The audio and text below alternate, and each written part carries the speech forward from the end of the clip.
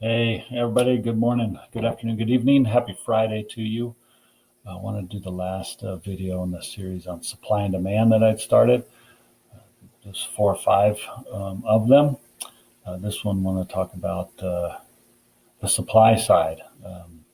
So this is one graph I found that goes back to 2000 and shows how the new homes volume increased, obviously, till our market crash came way down and it started eking back up. One of the important kind of highlights pointed out here that they have here that new starts are just 3.5% below the average. That would get us to equilibrium.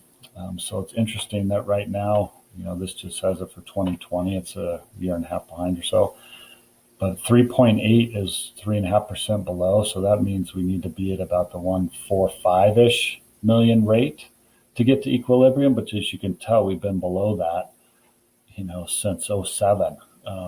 So if we needed to have 1.4 million new homes built every year, in 8, we were down by 500,000, a million, a million.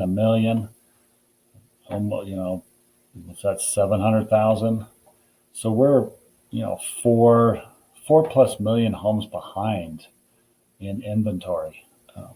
And with the increase of the first video talked about the increase in birth rates going back 33 years.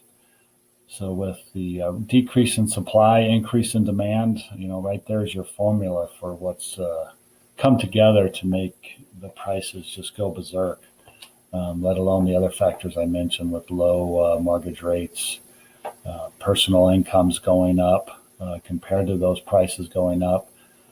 All is just perfect for this, increase in values to continue for, the next foreseeable future, at least until the builders can get above that 1.4 million mark every year. So, they got to get up in the 1.8, get back here where they're making 1.7, 1.8 million homes just to get caught up over the next several years. So again, don't see the supply catching up. For years, demand is going to continue to increase with the population growing by 4 million. Also, one point to note, if you saw today, the 2-year rate went above the 10-year rate on the U.S. Treasury.